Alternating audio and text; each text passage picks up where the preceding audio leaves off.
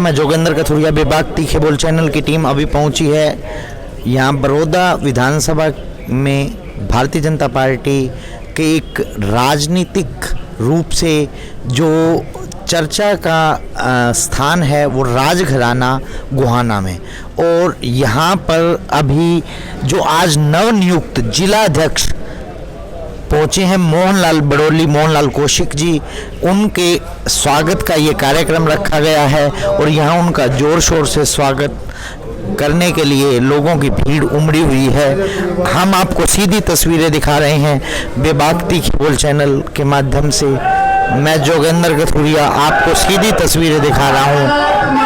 रोहत गोहाना के राजघराना बैंक्वेट में ये स्वागत समारोह हो रहा है और मोहनलाल कौशिक जो कि राई से विधायक हैं, उनका जोरदार स्वागत हो रहा है। और ये देखो किस तरह से फूल मालाएं डालकर उनका स्वागत किया जा रहा है। मोहनलाल कौशिक यहाँ पर गोहाना के राजघराना बैंक्वेट में ये स्वागत समारोह रखा गया है। फूल मालाएं और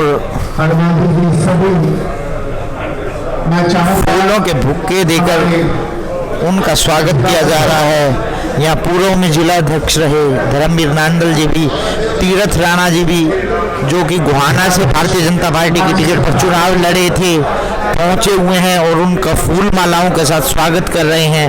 मोहनलाल कौशिक जो कि आज नवनियुक्त जिलाध्यक्ष बने हैं भारतीय जनता पार्टी की ओर से।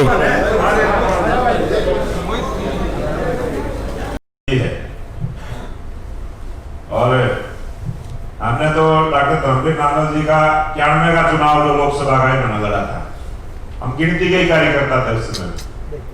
बहुत लंबे समय से कई बार जिलाध्यक्ष भी बने हैं और यहाँ जो जिलाध्यक्ष बने हैं आज बलेराम नरवाल जी भी जिलाध्यक्ष रहे, उनके नेतृत्व में भी काम किया। ओम प्रकाश अत्रे रहे, उनके में भी किया। मनोज जैन जो भी मंडल के और जिला के महामंत्री थे, उनके में भी किया। भक्तराम गोयल थे यहाँ, उनके में भी किया। तो बहुत सारे अध्यक्षों के नेतृत्व में काम किया है और जो इतने लंबे समय तक हमने काम किया है उसका लाभ संगठन को मिले, इसलिए जो आज राष्ट्रीय नेतृत्व ने प्रदेश के नेतृत्व में जो जिम्मेवारी मेरे को दी है और जिम्मेवारी आज भी दी है और देने के बाद आप सबने डॉक्टर साहब ने निवेदन किया कि आप आज ही आ जाओ।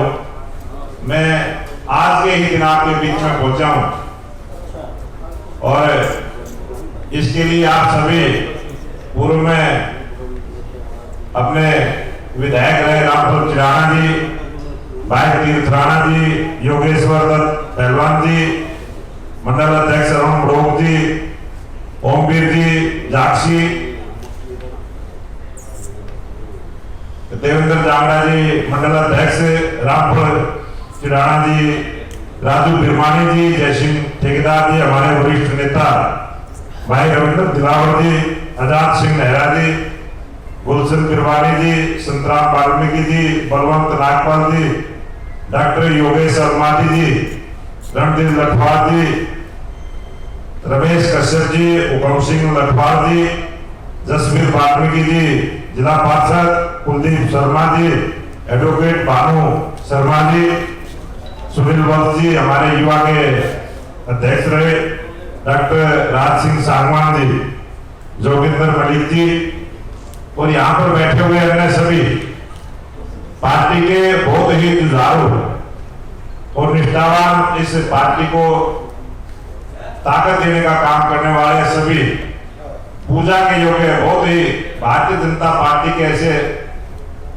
जुझारू कार्यकर्ता आप सब बैठे, आप सबका मैं पहली बार आपके बीच में आया हूं। आप सबने मेरा स्वागत किया है।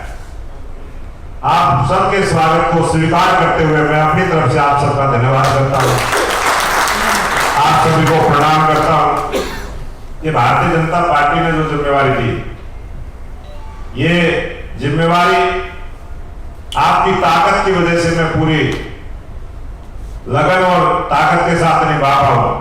और भारतीय जनता पार्टी का जो काम करने का सिस्टम है, जो भारतीय जनता पार्टी की विचारधारा है, जो भारतीय जनता पार्टी का जो सिद्धांत है, वो जो बूथ स्तर का नीचे का कार्यकर्ता है, जो ग्रामीण परिवेश में रहता है और उस कार्यकर्ता को पार्टी के साथ जोड़कर जो उम्मीदें आज पार्टी को हमारे से है, उस उम्मीदों पर खरा होने का हम काम करेंगे। और जिस प्रकार से मेरे को जिम्मेवारी दी, मेरा भी यही धर्म बनता है, क्योंकि मेरे को ध्यान में है जब 96 में हमारी गठबंधन की सरकार आई थी, धर्मवीर नांदल जी तो जिला के अध्यक्ष थे और मैं मंडल का अध्यक्ष था, और यहाँ तो शशिपाल मेहता जी करनाल वाले आए थे। उन्होंने ऐसे कार्यकर्ताओं की मीटिंग ली थी और उन्होंने राय रेस्ट हाउस में एक बात कही थी कि एक मंडल अध्यक्ष तो यहाँ बैठा, जिला का अध्यक्ष यहाँ बैठा और हरियाणा सरकार का मंत्री तुम्हारे बीच में बैठा, फिर कार्यकर्ता को डरने की क्या बात? जोड़े होकर चला करो, पूरे दमखम के साथ चला करो, किसी अधिकारी से डरने की जरूरत नहीं, किसी से दबने की जरूरत नहीं, और अपने काम को किसी भी प्रकार का जो काम कार्यकर्ता है पूरी ताकत के साथ आप दफ्तर में जाओ, काम करवाओ। आज मैं उसी बात को दोहराना चाहता हूं।